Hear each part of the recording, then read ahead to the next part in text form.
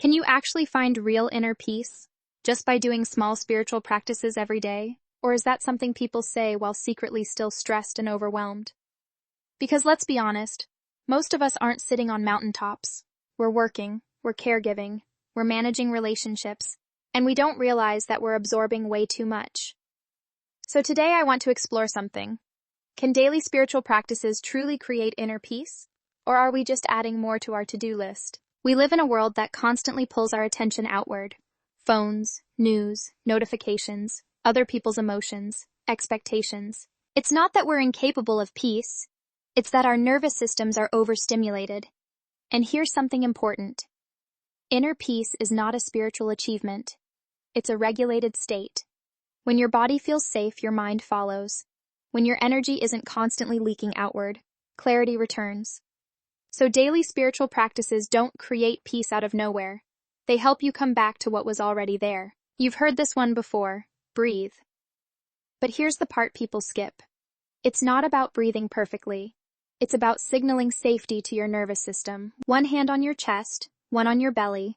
Slow inhale, longer exhale. You're not trying to transcend reality. You're telling your body, I'm here, I'm safe, I don't need to brace. When you do this consistently, even for 2 minutes, you stop living in subtle fight or flight, and peace begins to feel possible. When I was 27, someone gave me a gratitude journal for my birthday. I thought they were kidding, but they were dead serious. The instructions said to write down 5 things I was grateful for every day. So I tried.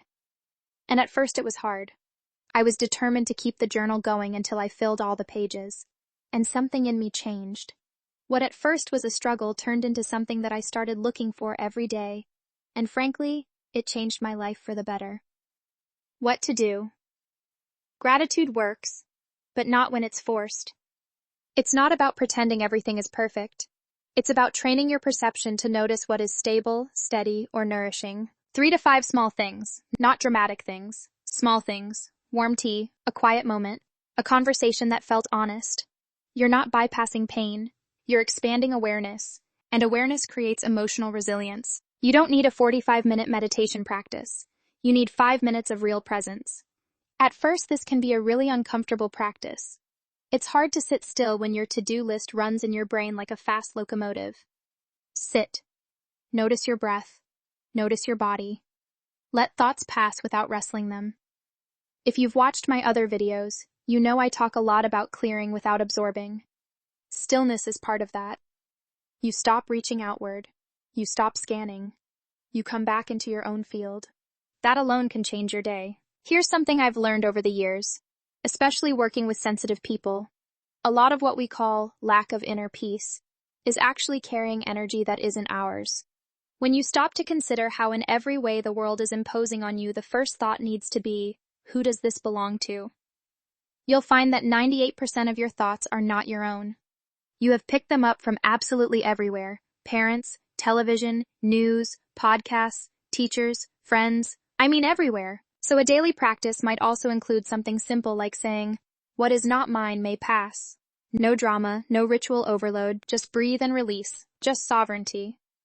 Peace increases dramatically when you stop holding what was never yours. I've watched people start with just one small daily shift, 5 minutes of breath work, a short gratitude entry, or a consistent clearing practice, and within weeks, they report something interesting. Not euphoria. Stability. They feel less reactive, less drained, more themselves. And that's the real marker. Inner peace isn't floating, it's grounded clarity. So, can you actually find inner peace with daily spiritual practices? Yes. But not because the practices are magical. Because consistency teaches your body safety. And safety is the doorway to peace. If this resonated, you might also want to watch my video on clearing without absorbing, because a lot of overwhelm comes from energy mismanagement, not lack of spirituality. And if you want a guided practice you can use daily, I've linked one below. You don't need to overhaul your life. You just need to come back to yourself, consistently.